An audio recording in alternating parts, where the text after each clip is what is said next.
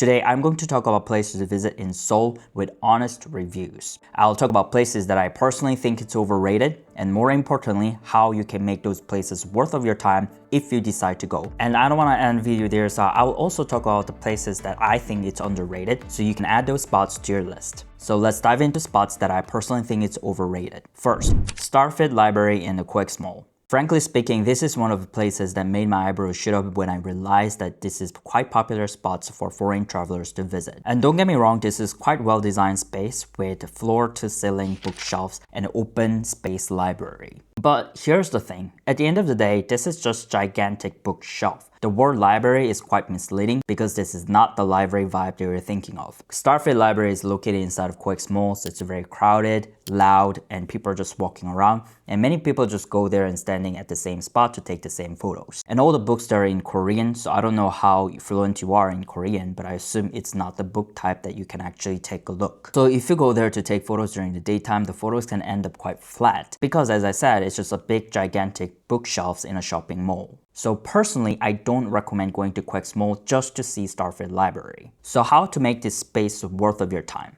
If you're going to Quex Mall, try to pair it with something that balances the vibe. Right across the Quex Mall, there's Bongsa Temple, which is the Buddhist temple sitting right in the middle of Gangnam. I really like the temple, not just because of really cool Buddhist statues, but it really feels like the oasis in the concrete jungle. If you've ever been to Gangnam, you probably will understand what I mean by that. So here's the move. Go to the Starfield Library and take photos, look around, enjoy the space, and then check around the Quex Mall, do the shoppings. There are a lot of cool shopping places in the Quex Mall. And then get out from the Quex Mall and go to Bongsa Temple. It's literally a road across. And if you're already in Gangnam, might as well end the day properly. Book really nice restaurants nearby. This area is famous for having some of Korea's best restaurants, including Michelin level spots. Second overrated spot, Hongdae. I know, this place is extremely popular among foreign travelers. The neighborhood is fun, energetic, artistic, and it's very convenient. You can get there with airport expresses. But Hongdae has changed a lot. It used to be local, artistic, and a lot of college kids go there and have fun. But now the neighborhood is built around tourism. Some streets are feel a little dirty, and a lot of shops are franchises, and honestly, I see more foreign tourists than local people there nowadays. And at night, the vibe can be a bit weird. Lately, I see some pickup artists on the street, especially targeting foreign women, and honestly, I really don't love that atmosphere. I still think Hongdae is a fine place to visit if you're into youth culture, performances, and nightlife. But if you're going there, I recommend pairing with Gyeongbokgung. I've mentioned Gyeongbokgung several times already in other videos. I really recommend this neighborhood because it's right next to Hongdae, it's a walking distance, and it's more local and residential. The neighborhood is full of nice cafes, small shops, and the park that actually locals use.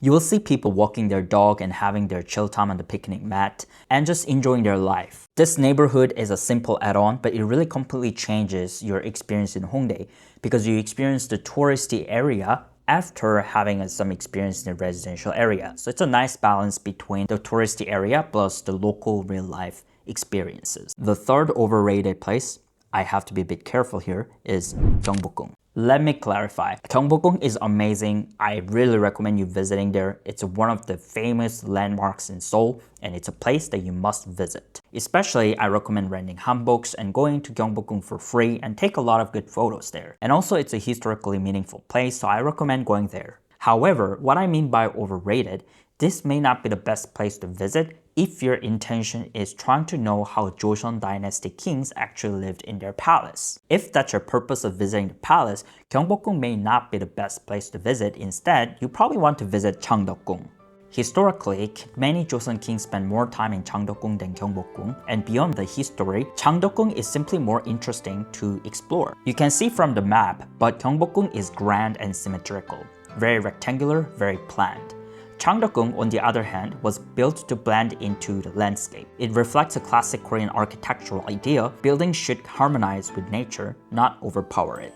That's why walking through Cheongdeokgung is more layered experience than just walking through Gyeongbokgung. And if you have time, the Secret Garden is one of the most beautiful spaces in Seoul, especially in spring and autumn. So in short, I recommend going both Gyeongbokgung and Cheongdokgung, and especially Cheongdokgung is a really good place if you are enjoying the nature and walking through the palaces to imagine how Joseon Dynasty king would spend their days in there. Now, let's switch our topic to underrated spots that doesn't really get a lot of hypes and spotlights, but I personally think they deserve more attention than now. First underrated spot, Seodaemun Prison Hall. I really recommend Seodaemun Prison History Hall because it gives you the context for your Korea trip. As you may already know, Korea was colonized by Japan, and during the colonial time, there were countless independence movements. And many leaders and activists were arrested and imprisoned in this prison hall and got tortured to the death by Japanese colonial policies. Today, the prison has turned into a museum where you can learn Korea's colonial history, the independence movement, and what prisoners went through during the time. It's one of the best places that gives you context of the country that you're traveling in, and that kind of context makes everything else you see in Korea feel more meaningful. And even if you're not a history museum person, I still think you will have a great time there. The museum is interactive, the space is open, and the landscape is pretty good, so you can just walk through on your own pace. Second underrated spot, Haebangchon. I recommend Haebangchon, aka HBC, because it's a very unique neighborhood that you can find in Seoul. But I have to give you a warning here. If you're planning to visit here, make sure you wear good walking shoes. It's built on top of the hill, so you'll walk and climb quite a bit. If you hate walking or if you had a really exhausting day, this place might not be the best place to visit. But if you're up to it, HBC has a really unique character in it. Even the name is meaningful. Haebangchon literally means liberation village. Historically, this area formed after 1945, people who fled from the north and the refugees from the Korean War settled here and built a community. And because it's so hilly, it hasn't been developed in the same way as other parts of Seoul. I mean, it's quite hard to imagine a big construction truck trying to fit in a hillside alleys, right? So it's one of the rare places where you can still see older and more local Seoul mixed with newer cafes and small creative spaces.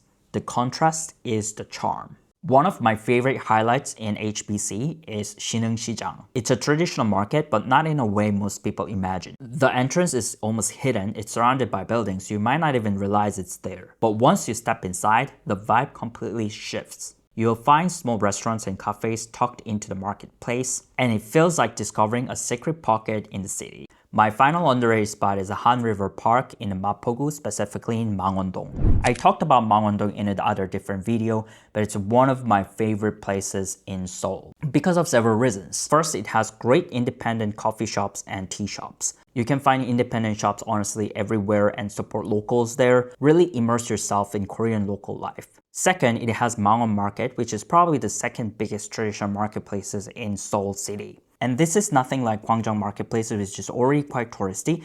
This marketplace, people actually go there to shop. Local people actually purchase products from there. Third, the highlight, the Han River Park. I know there are many Han River parks along the Han River, but for some reason, this Han River Park attached to the Mangwon-dong is much more calm and nice vibe. It's more peaceful compared to other popular Han River spots, so if you want a quiet, local feeling sunset by the Han River, I really recommend spending your afternoon in Mangwon-dong and see the sunset at the Han River Park. I hope this video was helpful for you to choose the right places to visit in Seoul. And just a reminder, this is all my personal opinion.